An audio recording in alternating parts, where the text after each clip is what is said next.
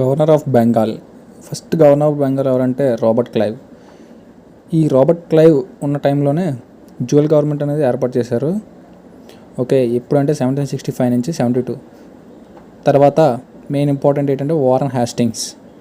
ఇతను డ్యూయల్ గవర్నమెంట్ని అబాలిష్ చేశారు, అంటే తీసేశారు. డ్యూయల్ గవర్నమెంట్ని ఎప్పుడు తీశారంటే 1772 వారన్ హ్యాస్టింగ్ తీశారు.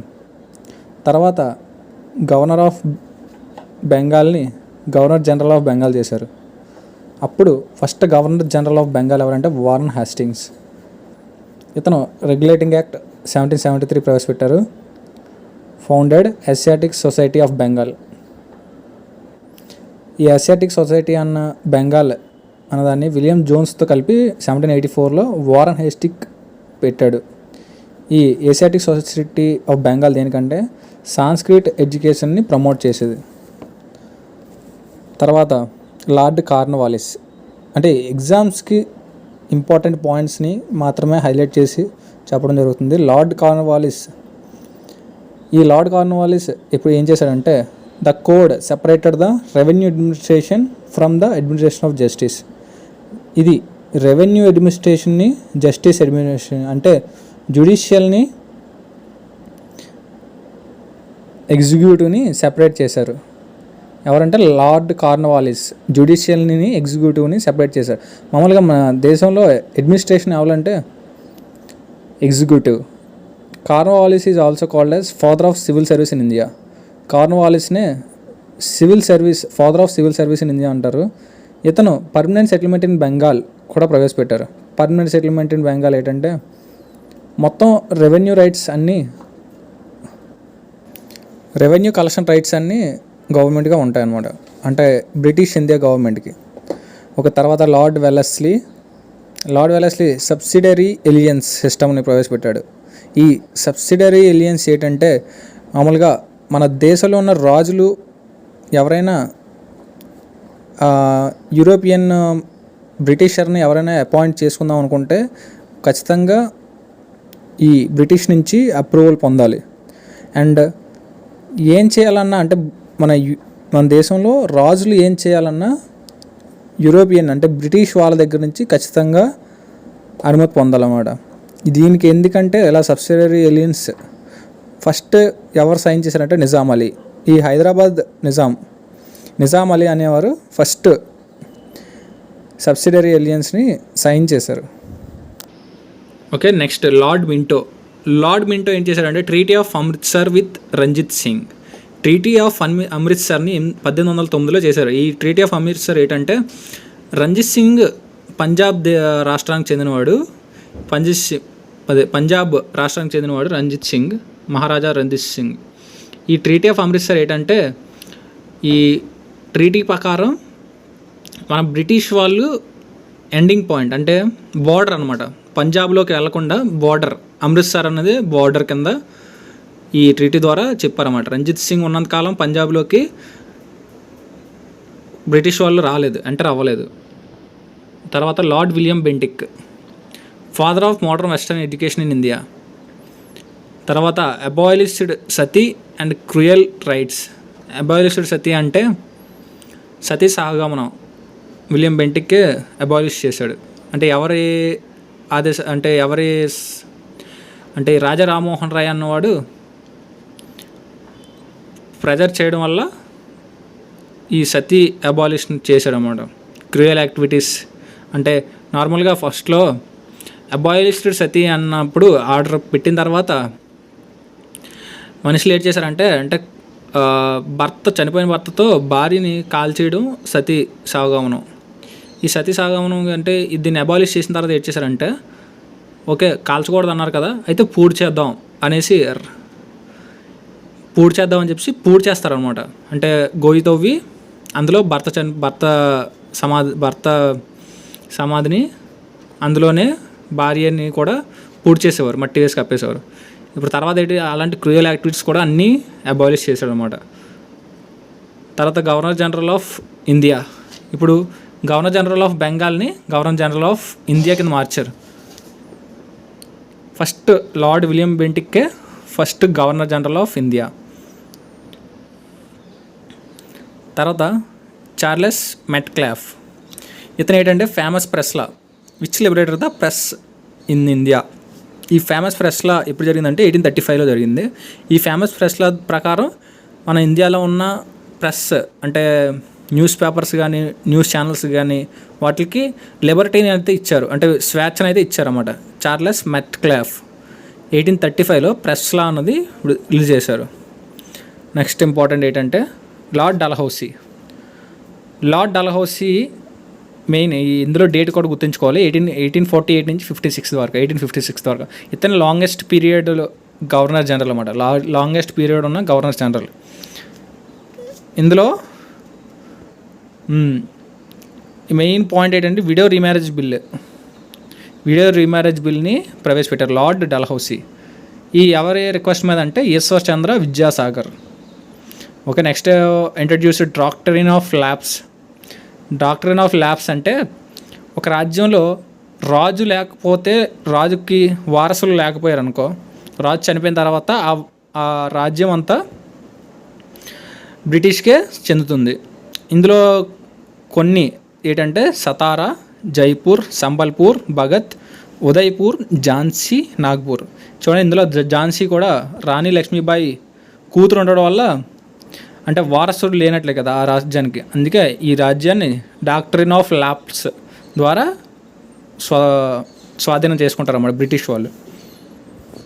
చూడండి, ఇది డల్హౌసీ కంటిన్యూషనే. Lord Dalhousie Wood's educational dispatch ద్వారా ప్రైమరీ స్కూల్ నుంచి యూనివర్సిటీ దాకా ఇంగ్లీష్ ఎడ్యుకేషన్ ఉండాలనేసి చెప్పారన్నమాట. వుడ్స్ ఎడ్యుకేషనల్ డిస్పాచ్ ద్వారా ఎవరు చెప్పారంటే లార్డ్ డల్హౌసీ.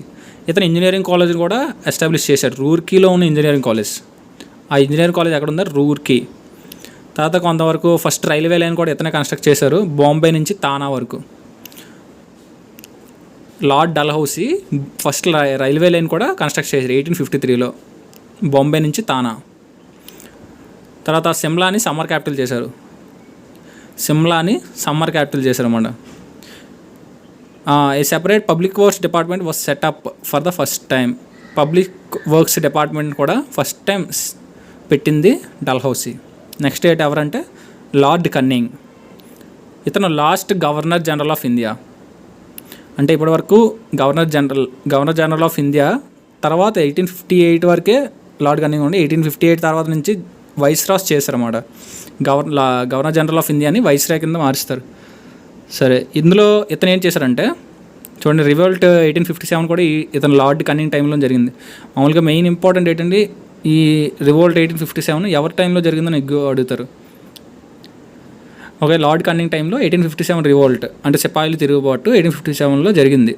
తర్వాత 1858 యాక్ట్, అది ఈస్ట్ ఇండియా కంపెనీ రూల్ని ఎండ్ చేసేదే ఈ 1858 యాక్ట్. ఈ యాక్ట్ ప్రకారం మొత్తం కంట్రోల్ అంతా బ్రిటిష్ రాణి క్వీన్ చేతిలో ఉంటుందన్నమాట. అప్పుడే గవర్నర్ జనరల్ ఆఫ్ ఇండియాని వైస్రాయ్ కింద మారుస్తారు. తర్వాత లార్డ్ కన్నింగ్. ఈ lord cunning first viceroy already పైన ఉన్నాడు.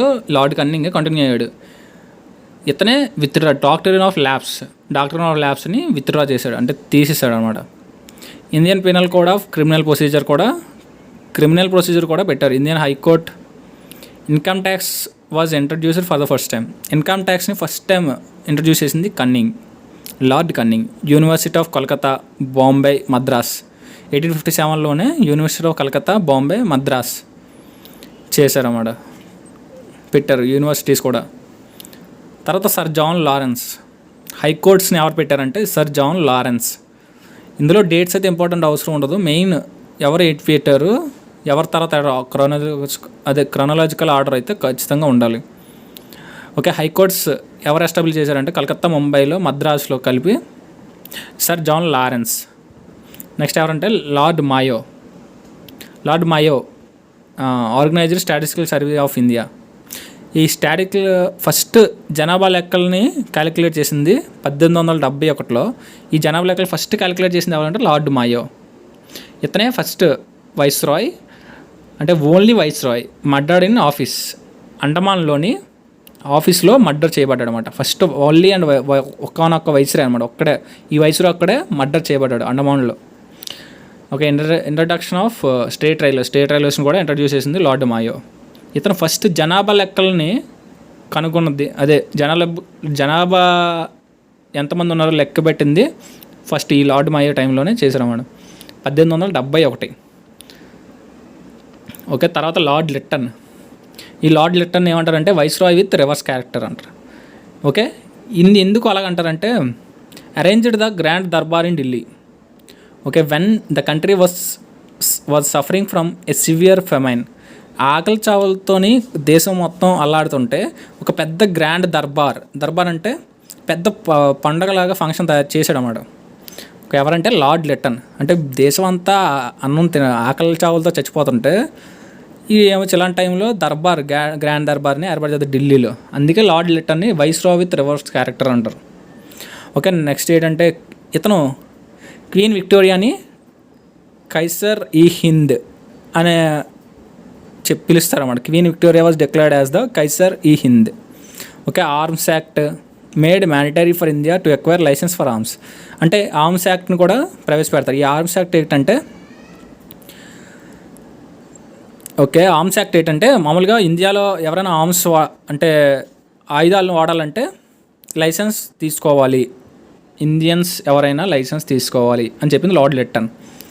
Passed the infamous vernacular press act.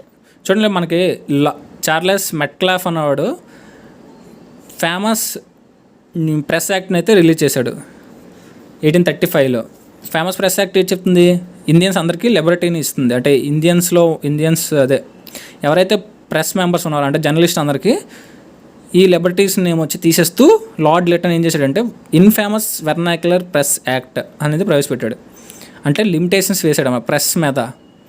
అంటే అందులోనే గవర్నమెంట్ అంటే బ్రిటిష్ సంబంధించినవి అపోజిషన్గా ఏది చేయకూడదు, ఏది వేయకూడదు న్యూస్లో అని చెప్పేసి చెప్తారన్నమాట. అందుకనే ఇందులో ఇతన్ని లార్డ్ లిట్టన్ ఏమంటారంటే వైస్రాయ్ విత్ రివర్స్ క్యారెక్టర్ అంటారు. తర్వాత lord repeal of vernacular press act. ఈ లార్డ్ లిట్టన్ చేసింది ఈ వెర్నాక్యులర్ ప్రెస్ యాక్ట్ని రిపీల్ చేస్తా అంటే రిమూవ్ చేసేస్తాడు 1882లో. Resolution of local self government in 1882. అంటే లోకల్ సెల్ఫ్ గవర్నమెంట్స్ అంటే మామూలుగా మనకి స్టేట్, డిస్ట్రిక్ట్స్, తర్వాత మండల్స్, పంచాయతీస్, మున్సిపాలిటీస్ అలా ఉంటాయి కదా అన్నీ. అలా ఇలాంటి లోకల్ సెల్ఫ్ గవర్నమెంట్ అంటే పంచాయతీ కానీ మున్సిపాలిటీ కానీ ఫస్ట్ ప్రవేశపెట్టింది ఎవరంటే లార్డ్ రిప్పన్. హంటర్ కమిషన్ కూడా ప్రవేశపెట్టాడు. తర్వాత ఇల్బర్ట్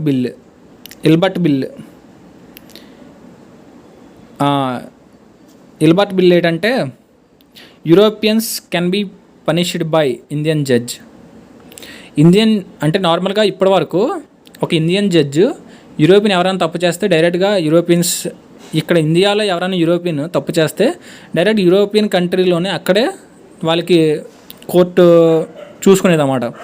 కానీ ఈ ఇల్బర్ట్ బిల్ ద్వారా Europeans can be punished by Indian judge ద్వారా ఈ యూరోపియన్స్ పనిష్ చేయొచ్చు అని చెప్పాడు.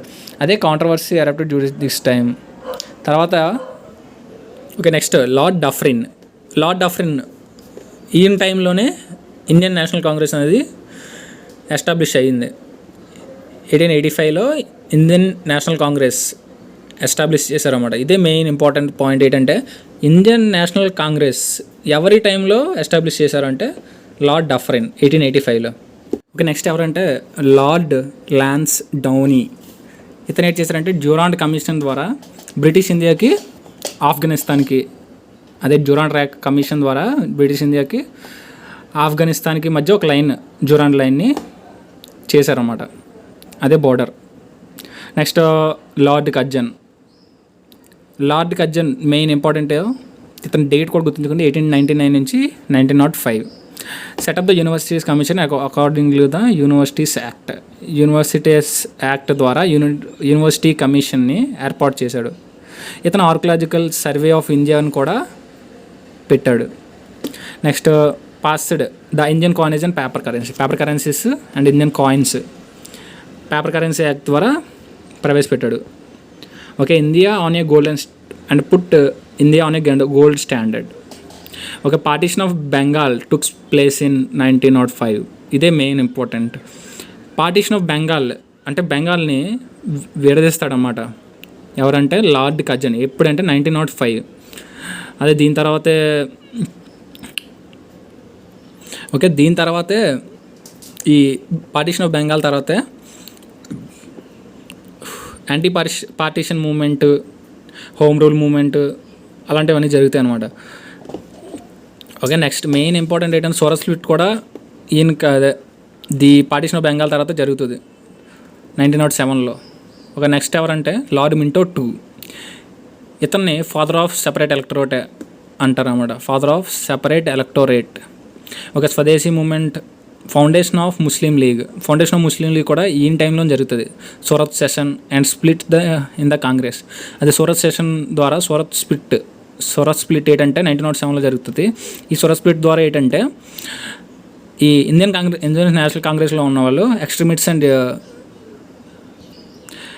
అండ్ మోడరేట్స్ కింద విడిపోతారు అన్నమాట ఈ సూరత్ స్ప్లిట్లోనే. మెయిన్ ఇంపార్టెంట్ ఏంటంటే 1907 ఈ సూరత్ స్ప్లిట్ టైంలో జరిగింది. Lord Minto II. ఓకే, ఇతనే మోర్లే మింటో రిఫార్మ్స్ కూడా ఇస్తాడు. Morley Minto reforms. Okay, next lord Hardinge II. Annulment of the partition of Bengal 1911లో పార్టీషన్ ఆఫ్ బెంగాల్ని మళ్ళీ తీసేస్తాడు అన్నమాట. ఒక transfer of capital Calcutta to Delhi 1911లో క్యాపిటల్ని కలకత్తా నుంచి ఢిల్లీకి మారుస్తాడు. ఎవరంటే లార్డ్ హర్డింగ్ II. ఇది మెయిన్. ఇప్పటికే కూడా ఢిల్లీ క్యాపిటల్గానే ఉంది మనకి. ఎవరు మారుస్తారంటే లార్డ్ హర్డింగ్ II కలకత్తా క్యాపిటల్ని ఢిల్లీకి మారుస్తాడు. Next lord Chelmsford. Home rule movement ఈ టైంలో జరుగుతుంది. లార్డ్ చెమ్స్ఫోర్డ్ అంటే చెమ్స్ఫోర్డ్ రిఫార్మ్స్ అటే వస్తాయి కదా. ఒక lord Chelmsford home rule movement ఎవరు స్టార్ట్ చేస్తారో Tilak and Annie Besant and main important Bal Gangadhar Tilak కూడా ఈ హోమ్ రూల్ మూమెంట్ స్టార్ట్ చేస్తారు. Okay, Lucknow pact between Congress and Muslim League. Lucknow pact కూడా చెమ్స్ఫోర్డ్ టైంలోనే జరుగుతుంది. ఈ ముస్లిం లీగ్కి కాంగ్రెస్కి మధ్య. ఓకే, నెక్స్ట్ చంపారన్ సత్యాగ్రహ ఎవరు స్టార్ట్ చేస్తారంటే గాంధీజీ. ఈ చంపారన్ సత్యాగ్రహ కూడా లార్డ్ చెమ్స్ఫోర్డ్ ఉన్న టైంలోనే జరుగుతుంది. మాంటెగ్యూ ఆగస్ట్ డిక్లరేషన్. మాంటెగ్యూ చెమ్స్ఫోర్డ్ రిఫార్మ్స్ అంటారు. దాంట్లోనే ఆగస్ట్ డిక్లరేషన్ అదే 1970లో ఏంటంటే ఇండియాకి అది ఫ్రీడమ్ని, ఇండిపెండెన్స్ని ఫార్వర్డ్ చేస్తాము, అలాగే ఇచ్చేస్తామని చెప్తారు. ఇప్పుడంటే ఈ ఫస్ట్ వరల్డ్ వార్ టైంలో చెప్తారన్నమాట. ఇదంతా 1914 నుంచి 1919 వరకు ఫస్ట్ వరల్డ్ వార్ జరిగింది కదా, ఆ టైంలో చెప్తారన్నమాట. ఈ రిఫార్మ్స్ ఇస్తారు, డిక్లరేషన్ ఇస్తారు. Montagu August declaration. Okay, next government of India act, repressive Rowlatt act main ఏంటంటే ఓకే, ఎవరైనా బ్రిటిష్ గవర్నమెంట్ గురించి న్యూస్లో కానీ గొడవలు చేయడం కానీ ఏదైనా చేస్తే వాళ్ళని అరెస్ట్ చేసి జైల్లో పెట్టేసేవారు అన్నమాట. అంటే ఎటువంటి బెయిల్ మంజూరు కాకుండా వితౌట్ ట్రయల్ బెయిల్ అనేది మంజూరు అవ్వకుండా ఉండేలా ఈ రౌలత్ యాక్ట్ని పెట్టాడన్నమాట. ఎవరంటే lord Chelmsford. Jallianwala Bagh massacre ఇది మెయిన్ ఇంపార్టెంట్. April 13, 1919లో జరిగింది. ఇది main important. Jallianwala Bagh massacre అంటే okay, Jallianwala Bagh massacre main important. ఇది April 13, 1919లో జరిగింది. ఇదేంటంటే జలియన్వాలా బాగ్ అనేది ఒక పార్క్ అనమాట. అందులో మీటింగ్ ఏర్పాటు చేస్తారు. ఎవరంటే అదే సైఫుద్దీన్ కిచ్లూ అండ్ డాక్టర్ సత్యపాల్ వీళ్ళిద్దరూ మీటింగ్ ఏర్పాటు చేస్తారు. ఇక్కడ చాలామంది పిల్లలు, పెద్దలు, అందరూ ఆడవాళ్ళు చాలామంది పాల్గొంటారు అన్నమాట ఈ మీటింగ్లోకి. ఇక్కడ ఏం చేస్తారంటే జనరల్ డయ్యర్, ఈ టైంలో జనరల్ డయ్యర్ ఉంటారన్నమాట. డయ్యర్ ఏం చేస్తారంటే వాళ్ళందరి మీద కాల్పులు జరుపుతాడు. ఇక్కడ ఆల్మోస్ట్ 300 మెంబర్స్ దాకా చనిపోతారు అన్నమాట. దీన్ని ఇప్పుడు ప్రెజెంట్ అయితే మ్యూజియంలో ఉంది. జలియన్వాలా బాగ్ అనేది మెసాకర్ 1919లో April 13 జరిగింది. Okay, next appointment of Hunter commission to probe Jallianwala Bagh massacre. Okay, next Khilafat movement, non cooperation movement కూడా ఈ చెమ్స్ఫోర్డ్ టైంలో జరిగాయి అనమాట. తర్వాత lord Reading, foundation of Swaraj party. Next పైన చూడండి, చౌరీ చౌరా ఇన్సిడెంట్. ఈ చౌరీ చౌరా ఇన్సిడెంట్ అయిన తర్వాత గాంధీజీ ఏం చేస్తాడంటే నాన్ కోఆపరేషన్ మూమెంట్ని ఆపేస్తాడు. ఈ నాన్ కోఆపరేషన్ మూమెంట్ ఆపేయడం వల్ల ఈ నాన్ కోఆపరేషన్ మూమెంట్కి చాలామంది అంటే జవహర్లాల్ నెహ్రూ, మోతీలాల్ నెహ్రూ ఇంకా చాలామంది సిఆర్ దాస్, అంబేద్కర్ చాలామంది ఏం చేస్తారంటే ఇలా ఆపేయడాన్ని గాంధీజీ ఇలా ఆపేయడాన్ని ఒప్పుకోరనమాట. అందుకనేసి తర్వాత ఏం చేస్తారంటే స్వరాజ్ పార్టీని స్థాపిస్తారు వాళ్ళందరూ కలిసి. స్వరాజ్ పార్టీ, ఈ స్వరాజ్ పార్టీని ఎప్పుడు ఫౌండేషన్ చేశారంటే 1922లో నాన్ కోఆపరేషన్ మూవ్మెంట్ ఆపేస్తారు. గాంధీజీ నాన్ కోఆపరేషన్ మూవ్మెంట్ ఆపేస్తే ఫౌండేషన్ స్వరాజ్ పార్టీ. స్వరాజ్ పార్టీని ఎవరి టైంలో ఫౌండేషన్ చేస్తారంటే lord reading. Kakori train dacoity, ఇది కూడా ఇంపార్టెంటే. కకోరి ట్రైన్ డకాయిటీ ఏంటంటే 1925లో జరుగుతుంది. ఇందులోంచి మెయిన్ ఏంటంటే ఇందులో ఎవరు ఉన్నారు అసలు, ఈ కకోరి ట్రైన్ డకాయిటీలో ఇన్వాల్వ్ అయిన పర్సన్స్ ఏంటి, ఎవరు అన్నది main important. Okay, Kakori train robbery 1925లో జరిగింది.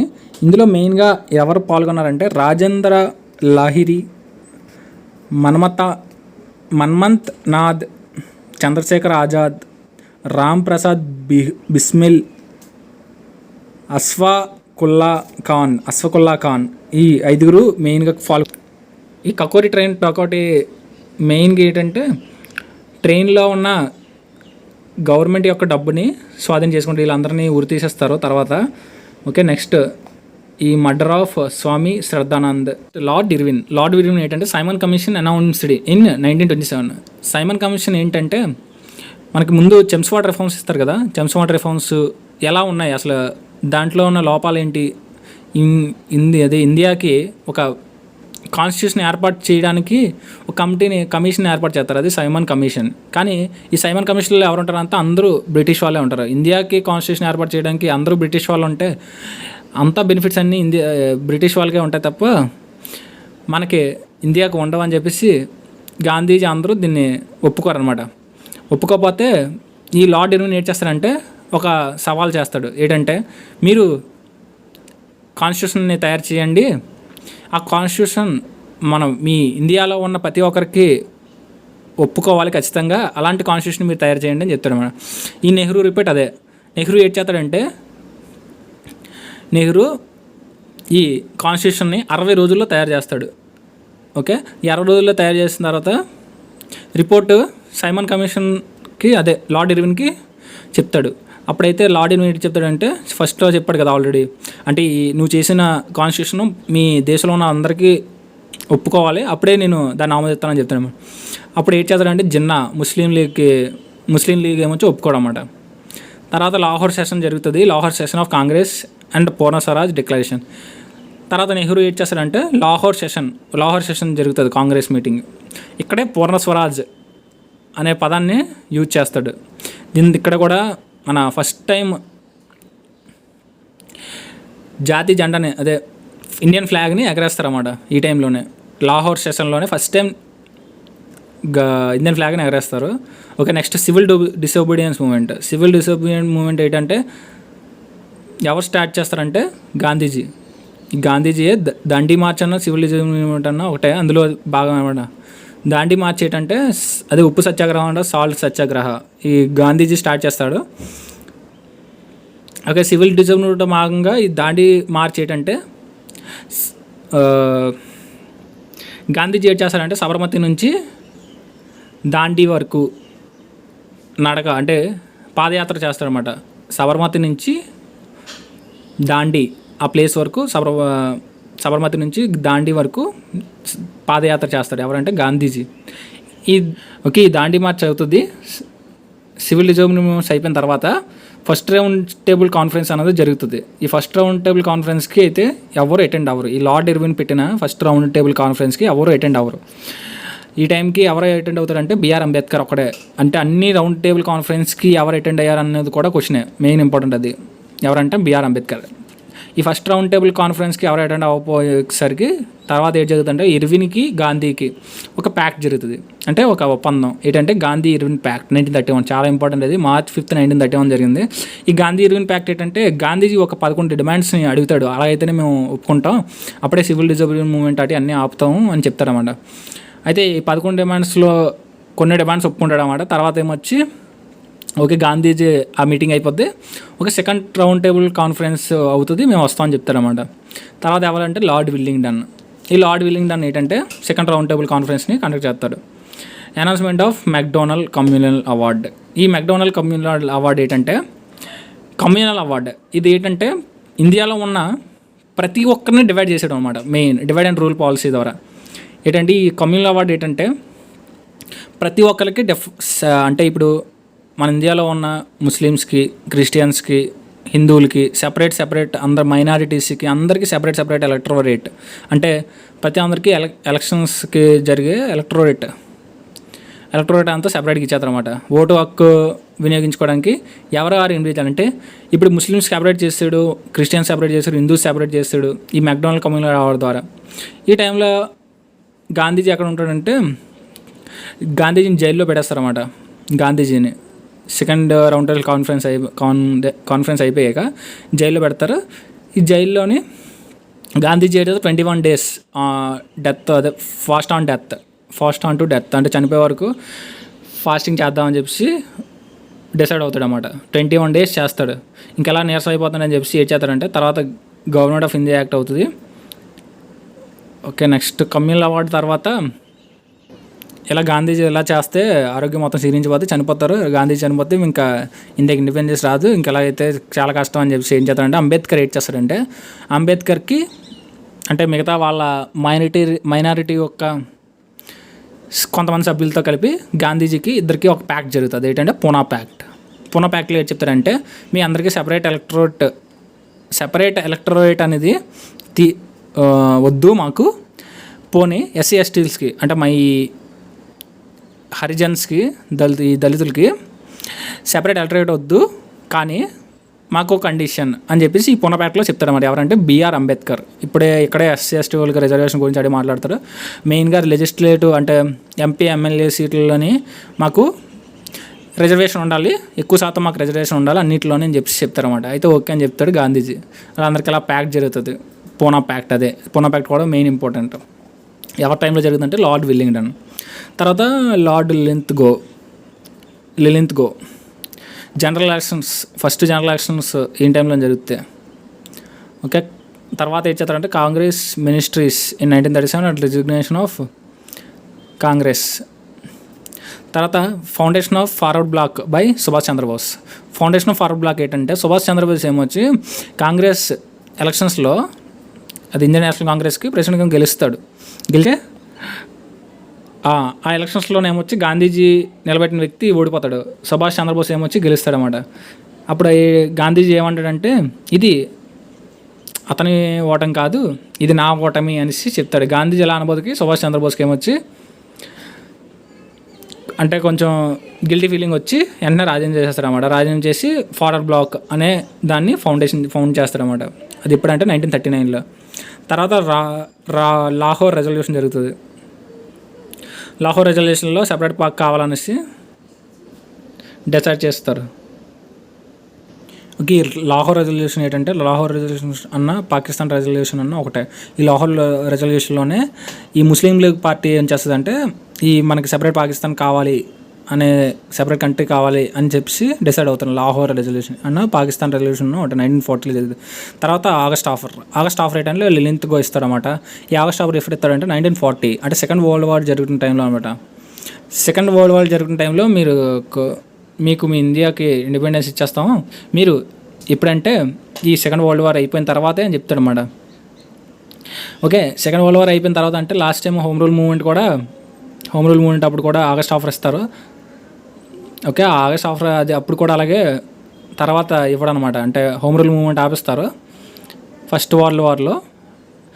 తర్వాత ఏమొచ్చి తూచి అంటారన్నమాట. అంటే ఇంకా ఏం చెప్పలేదు, అలాగా అమ్మ అని చెప్పలేదు అని చెప్పేసి మన ఇండియన్స్ని ఫస్ట్ వరల్డ్ వార్లో యూజ్ చేసుకుంటారు. ఈ నెక్స్ట్ టైం లిలిత్ గో చేస్తారంటే సెకండ్ వరల్డ్ వార్కి ఆగస్ట్ ఆఫర్ ఇస్తాడన్నమాట. సేమ్ ఇండియాని మీకు ఇండిపెండెన్స్ ఇచ్చేస్తాము ఈ సెకండ్ వరల్డ్ వార్ అయిపోయిన తర్వాత అని చెప్తారన్నమాట. ఇండియన్స్ ఏం చేస్తారంటే ఆ టైంలో మేము ఒప్పుకోరని చెప్పి ఇండియన్ నేషనల్ కాంగ్రెస్ దీన్ని రిజెక్ట్ చేస్తుంది. రిజెక్ట్ చేశాక క్రిప్స్ మిషన్ని పెడుతుంది. ఈ లిలిత్ గో బ్రిటిష్ గవర్నమెంట్ ఏదైతే క్రిప్స్ మిషన్ని పెడతామన్నమాట. క్రిప్స్ మిషన్ ఏంటంటే ఇండియా నుంచి ఎలాగైనా సపోర్ట్ తెచ్చుకోవాలి అనేసి క్రిప్స్ మిషన్ పంపించి చెప్తుంది. ఈ క్రిస్ మిషన్ కూడా ఫెయిల్ అవుతుంది. తర్వాత గాంధీజీ చేస్తారు క్విట్ ఇండియా మూవ్మెంట్ అనేది స్టార్ట్ చేస్తారు 1942లో. ఓకే, నెక్స్ట్ లార్డ్ వెవల్ ఏంటంటే 1943 నుంచి 1947 వరకు. ఓకే, ఈ టైంలోనే సిఆర్ ఫార్ములా అనేది ఉంటుంది, అది జరుగుతుంది. సిఆర్ ఫార్ములా ఏంటంటే రాజగోపాలాచారి ఫార్ములా. ఓకే, 1944లో జరుగుతుంది. ఈ ఫార్ములా ప్రకారం ఇండియన్స్ అంటే ఇప్పుడు ఉన్న దేశంలో ఉన్న ప్రజలనే అడుగుదాం, ఓటింగ్ సిస్టమ్ పెడదాం, ఎవరికి సెపరేట్ కంట్రీ కావాలి, ఎవరు సెపరేట్ కంట్రీ వద్దు అనేసి చెప్తారన్నమాట. కానీ దీనికి ఏమొచ్చి జిన్నా ముస్లిం లీగ్ వద్దు, మాకు ఎలా వద్దు, ఓటింగ్ లాంటి మాకు వద్దు, ఎవరు ఎక్కువ మెజారిటీ అంటే మీ ఇండియన్స్ ఎక్కువ ఉన్నారు, మెజారిటీ అప్పుడు ఇండియన్స్ గెలుస్తారు, మళ్ళీ అప్పుడు మేము మీతో కలిసి ఉండాలి, మాకు ఇలాంటి వద్దు, మాకు సెపరేట్గా కంట్రీ కావాలని చెప్పేసి చెప్తారు. ఇప్పుడు సిఆర్ ఫామ్లో కూడా ఫెయిల్ అవుతుంది అన్నమాట. తర్వాత వెవల్ ప్లాన్ అండ్ సిమ్లా కాన్ఫరెన్స్ 1945 జరుగుతుంది. ఏంటంటే సిమ్లా కాన్ఫరెన్స్ ఏంటంటే వెవల్ అనేవాడు, లార్డ్ వెవల్ ఏం చేస్తాడంటే, ఇతను వైస్రాయ్ ఒక ప్లాన్ చెప్తాడంట. ఏంటంటే ఇండియన్స్కి ముస్లిమ్స్కి కలిపి అంటే లెజిస్లేటివ్లో సమానంగా హక్కులు ఇస్తాము, మీ లెజిస్లేటివ్ క్రియేట్ చేసుకోండి, కాన్స్టిట్యూషన్ పెట్టుకోండి, ఇండియాలో మీరే ఉండండి అని చెప్తారన్నమాట. అయితే దీనికి కూడా ఎవరు మనం ముస్లిం లీగ్ జిన్నా ఒప్పుకోవడం అనమాట. మాకు సెపరేట్ కంట్రీ కావాలి అని చెప్తాడు. ఇది కూడా అలా ఫెయిల్ అయిపోద్ది. తర్వాత సెకండ్ వరల్డ్ వార్ కూడా ఈ టైంలోనే ఎండ్ అవుద్ది. 1945లో అంటే 1939 నుంచి 45 వరకు సెకండ్ వరల్డ్ వార్ జరుగుతుంది. ఈ టైంలో జరుగుతుంది. ఒక తర్వాత క్యాబినెట్ మిషన్ మెయిన్ ఇంపార్టెంట్ అయితే చూసుకోండి, డేట్ అయితే గుర్తుంచుకోండి. లార్డ్ వెవల్ 1943 నుంచి 1947. తర్వాత మౌంట్ బాటన్ వస్తాడు. Announced June 3, 1947 plan. June 3 plan అదే మౌంట్ బాటన్ ప్లాన్ అన్న June 3 ప్లాన్ అన్న ఒకటే. ఓకే, మెయిన్గా ఇంపార్టెంట్ గుర్తుపెట్టుకోండి. Introduction of Indian independence bill in the House of Commons. Indian independence బిల్ని బ్రిటిష్ గవర్నమెంట్లో ప్రొడ్యూస్ చేస్తారన్నమాట, ఇండియన్ ఇండిపెండెన్స్ బిల్ని. ఓకే, బిల్ అంటే ఏంటి, యాక్ట్ అంటే ఏంటి అనేసి పాలిటీలో ఎక్కువ వస్తాయి. బిల్ అంటే నార్మల్గా ఏదైనా ఒక ఆమోదం పొందకముందు దాన్ని బిల్ అంటారన్నమాట. అంటే ఈ బిల్ ఆమోదం పొందిన తర్వాత దాన్ని యాక్ట్ అంటారు. ఓకే, తర్వాత ఏంటంటే appointment of 2 boundary commissions under sir Radcliffe. అదే రాడ్ క్లిఫ్ లైన్స్ కూడా, బౌండరీ లైన్స్ కూడా ఈ టైంలో లార్డ్ మౌంట్ బాటన్. ఇతనే మన లాస్ట్ వైస్రాయ్ ఎవరంటే లార్డ్ మౌంట్ బాటన్. తర్వాత governor general of free India, అదే first governor general of free India lord మౌంట్ బాటనే. Kashmir acceded to India, murder of Gandhi. ఏం అవసరం లేదు, మెయిన్గా అంటే లార్డ్ మౌంట్ బాటనే first governor general of free India. తర్వాత ఎవరంటే C Rajagopalachari, the last governor general of free India, the only Indian governor general. Only and one and only Indian governor general ఎవరంటే రాజగోపాలాచారి. ఓకే అంటే నేను ఈ వీడియో మీకు నచ్చినట్లయితే లైక్ చేయండి, షేర్ చేయండి.